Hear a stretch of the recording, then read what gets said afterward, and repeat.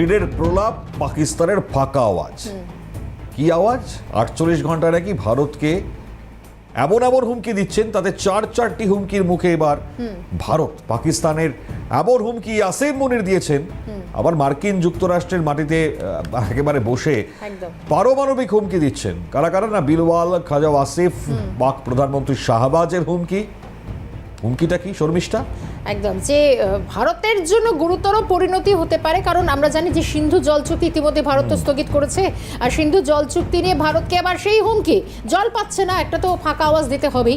আমি ভারতকে বলতে চাই, যদি তোমরা আমাদের জল আটকে রাখার হুমকি দাও, তাহলে মনে রেখো পাকিস্তানের এক ফোঁটাও ছিনিয়ে নিতে পারবে না। মনিময়, একদম, পাকিস্তানের এক ফোঁটাও ছিনিয়ে নিতে পারবে না, অর্থাৎ পাকিস্তানের এক ফোঁটাও জল ছিনিয়ে নিতে পারবে না। অর্থাৎ মানে এই যে জল না ছিনিয়ে নেওয়া, ইসলামাবাদের যে অনুষ্ঠানে যে ধরনের ভাষায় মন্তব্য করা হচ্ছে পাক প্রধানমন্ত্রী শাহবাজ শরীফ, তার এই মন্তব্য অবশ্যই মানে আমরা এই বিষয়ে আরো রিয়াকশন আপনাদের সামনে তুলে ধরবার চেষ্টা করবো। কি বলেছেন তার আগে একবার শোনাবার চেষ্টা করি শাহবাজ শরীফ। শুনুন। बताना चाहता हूं आज दुश्मन को कि अगर तुम हमारा पानी बंद करने की धमकी देते हो तो ये बात जहन में रखना कि पाकिस्तान की एक बूंद भी तुम पाकिस्तान से छीन नहीं सकते। उस खुदाए बुजुर्गों बरतर की कसम है कि अगर तुमने ये हरकत की तो दोबारा तुम्हें वो सबक सिखाएंगे कि तुम कानों को हाथ लगाओगे।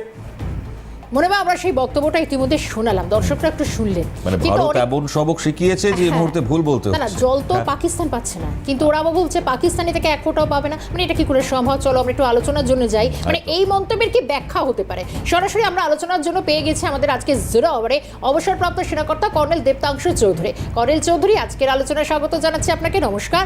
সঙ্গে এটাই জানার চেষ্টা করি, কদিন আগে যেরকম পাকিস্তানের তরফ থেকে পরিষ্কার একটা হুমকি দেওয়া হলো, আমরা যদি ডুবি তাহলে অর্ধেক বিশ্বকে নিয়ে ডুববো, একটা পরমাণু হুমকি অলরেডি দেওয়া হচ্ছে। আবারও কথায় বলে না, ফাঁকা কলসির আওয়াজ বেশি। পাকিস্তানের কি সেই অবস্থা হচ্ছে? কিভাবে এই ব্যাখ্যা দেবেন এই মন্তব্যকে?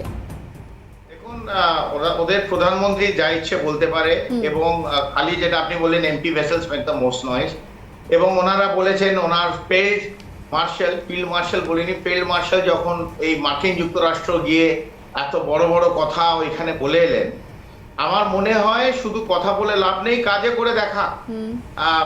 আমরা তো এই ইন্ডাস ওয়াটার ট্রিটি এটা তো আমরা নাকচ করে দিয়েছি। এখন তো জল পাবে কি না পাবে কোনো প্রশ্ন চিন্তা নেই, এটা তো এখন এটা হেল্ড ইন অ্যাবায়েন্স। তো আমরা তো বলছি জল দেব না, আমরা বলছি এই সিন্ধু নদীর জল আমাদের পৈতৃক প্রপার্টি, আমরা বলছি।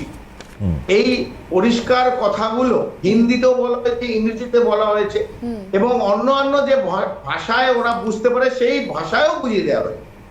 তাই ছটফট করছে, কোনোদিন এই শাহবাজ শরীফ ছটফট করছে, কোনোদিন ফিল্ড মার্শাল মোল্লা মুনির ছটফট করছে, কোনোদিন যে কোন লিঙ্গ আমি বলতে পারি না, ওদের আরেকজন আছে ভুট্টো বলে নাম, তার মার মতো নিশ্চয়ই না, কেউ অনেক গর্জে উঠছে।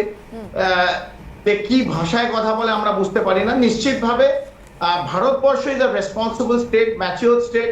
আমরা যেটা বলি সেটা করি, আমরা খালি আওয়াজ দিই না, নিউক্লিয়ারে জিগির তুলি না। নিউক্লিয়ারে যারা জিগির তোলে, যারা খালি আওয়াজ তোলে, আপনারা নিশ্চয়ই পাড়ায় পাড়ায় অনেক মস্তান দেখেছেন যে খালি আওয়াজ, খালি ভয় দেখায়, কিন্তু যখন সত্যিকারে কিছু আসে তারা সবচেয়ে আগে ল্যাজ বুঝে পায়।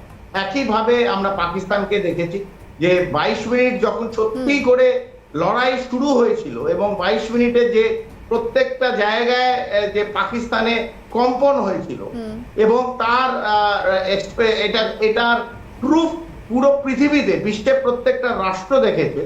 আমার মনে হয় তারা বিচলিত, এই জন্যে এই সব কথাগুলো আবার আওড়াচ্ছে।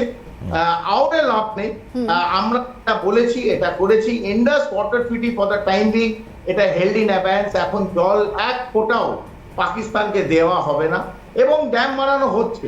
এবং ওদের যদি তাদের আর্সেনালে এই কি বলছিল 10টা যদি মিসাইল থাকে, মারবে, মারুক না, মেরেছিল তো, কোনোটা তো ইন্টারন্যাশনাল বর্ডার অথবা লাইন অফ কন্ট্রোল ক্রস করতে পারিনি, because Indian air defence system is the best in the world, even better than Israeli air defence system, যেটা ওরা আয়রন ডোম বলে খুব গর্ব করে, সেটাও ভেদ করা হয়েছে। কিন্তু ভারতীয় এয়ার ডিফেন্স সিস্টেম ভেদ করা হয়নি, শুধু মুখে নয় কাজে দেখানো গেছে।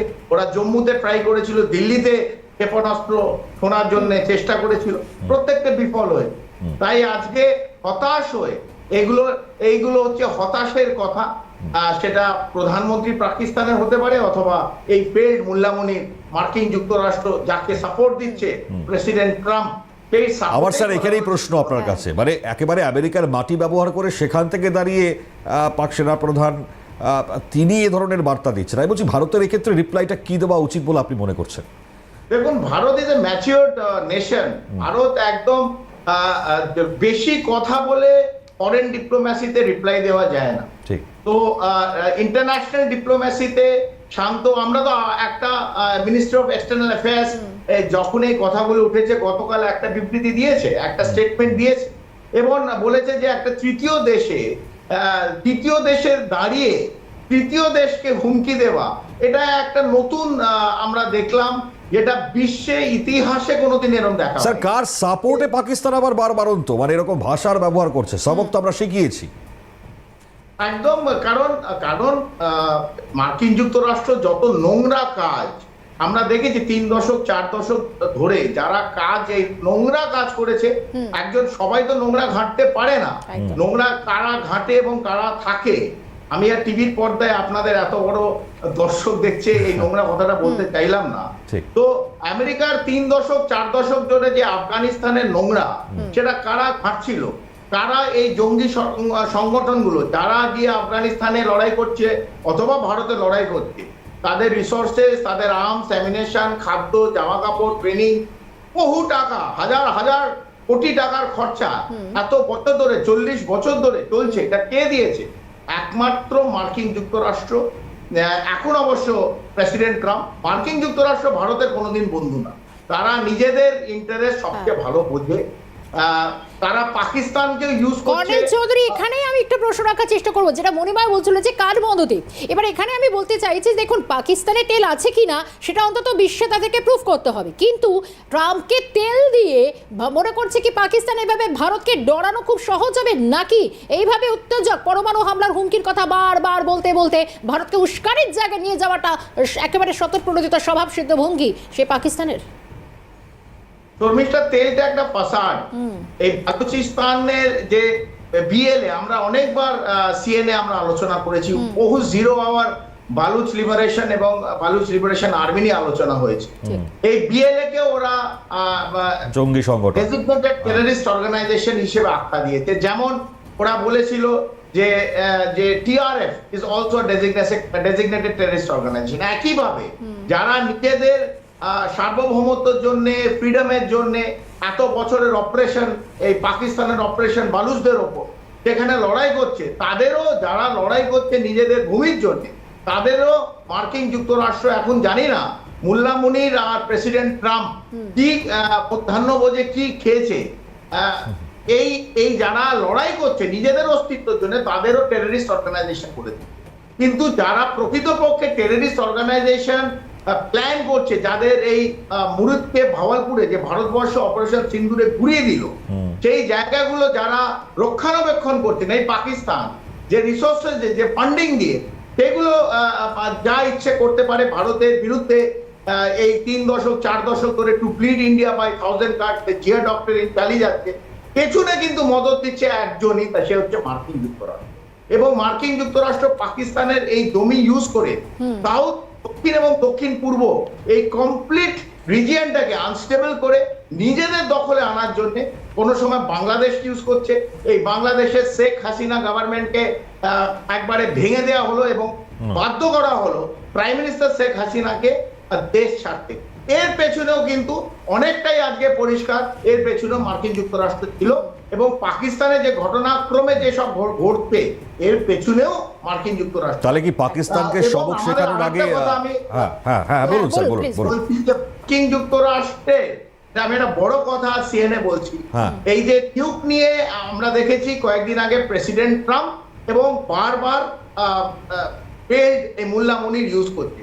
মার্কিন যুক্তরাষ্ট্রর কি নিউক স্ট্র্যাটেজিক ওয়েপেন কিছু পাকিস্তানে লুকিয়ে রাখা হয়েছে এই কিনারা হিলসে, যেখানে ভারত অ্যাটাক করলো, অথবা এই বিভিন্ন এয়ারফোর্স বেস যেখানে তার নিচে কিছু নিউক লুকানো আছে বলে আমাদের স্ট্র্যাটেজিক ওয়েপন, আমি আর নিউক বলবো না, স্ট্র্যাটেজিক ওয়েপন, সেটা কি একটু আমেরিকার লুকানো আছে, তাই আমেরিকা অথবা প্রেসিডেন্ট ট্রাম্প যখন ভারত কিনারা হিলসে মারলো ব্রহ্মোস, তাই কি এত বিচলিত?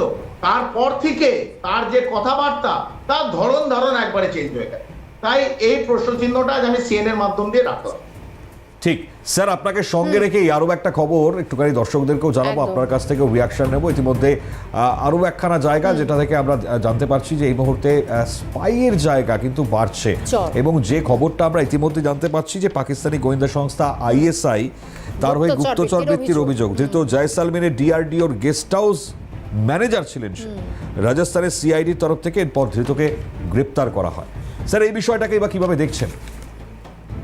দেখুন, এই তার আগে মহেন্দ্রা যে ছেলেটাকে অ্যারেস্ট করেছে রাজস্থান পুলিশ, আর এ পোখরানে ছিল। পোখরান প্রথমে জানতে হবে, it's a very important place, specially সামরিক বাহিনীর জন্য এবং ডিআরডিওর জন্য। আপনারা প্রত্যেকেই জানেন স্মাইলিং বুদ্ধার কথা, প্রত্যেকেই জানেন অপারেশন শক্তির কথা, যেখানে দুটো টেস্ট হয়েছিল ওই পোখরান ফায়ার রেঞ্জিং, এবং সব সময় বছরে প্রত্যেকটা সময় কোনো না কোনো ইউনিট, সেটা আর্মি সামরিক ইউনিট, সে আর্মার্ড ইউনিট হতে পারে, আর্টিলারি ইউনিট হতে পারে, ডিআরডিও টেস্টিং হতে পারে, কমপ্লিট ফায়ারিং রেঞ্জ। ওখানে প্রায় অনেকগুলো ফায়ারিং রেঞ্জ আছে, আমি টিভি পর্দায় বললাম না। সেইখানে ফায়ারিং প্র্যাকটিস হয়, রেঞ্জ এক্সপেরিমেন্ট হয়, এই বিভিন্ন যে missile, surface two surface missile, DRDO সব সময় টেস্টিং চলে। তো ডিআরডিও যে গেস্ট রুমে যে ছেলেটা থাকতো, এরা এইখান থেকে স্প্যানাজ, এটা দীর্ঘদিন ধরে আছে। প্রথম কথা, একটা প্রশ্ন চিহ্ন হচ্ছে যে কন্ট্রাক্টুয়াল এমপ্লয়ি দীর্ঘদিন ধরে একটা এমন সেনসিটিভ এরিয়া কেন রাখা হবে, এই প্রশ্ন চিহ্নটা নিশ্চিতভাবে উঠবে, রাখা উচিত ছিল না। একদম কিন্তু জানতে হবে, এই কদিন আগে, তার এক সপ্তাহ আগে আরেকজনকে ধরা হয়েছিল জয়সালমীর, যেটা খুব বেশি হলে 80 থেকে 100 কিলোমিটার পোখরান রেঞ্জ থেকে। সেখানে আরেকজন তাম খান, আমি প্রথম নামটা বলি, তাকেও ধরা হয়েছে। সে একটা গভর্নমেন্ট এমপ্লয়ি। তার ফোন থেকে এই সমস্ত স্প্যানাজ হচ্ছে, যে ওদের আইএসআই হ্যান্ডলার। এটাই একটা বিষয়। বাবু, যেই জায়গাটা আপনি বলছেন খুব ইম্পর্টেন্ট, একদম একদম আমাদের সময় নেই বলে স্যার শেষ করতে হচ্ছে, কিন্তু আপনার থেকে আরো এই বিষয়ে ব্যাখ্যা প্রয়োজন। আপাতত অসংখ্য ধন্যবাদ স্যার এতক্ষণ সময় দেওয়ার জন্য।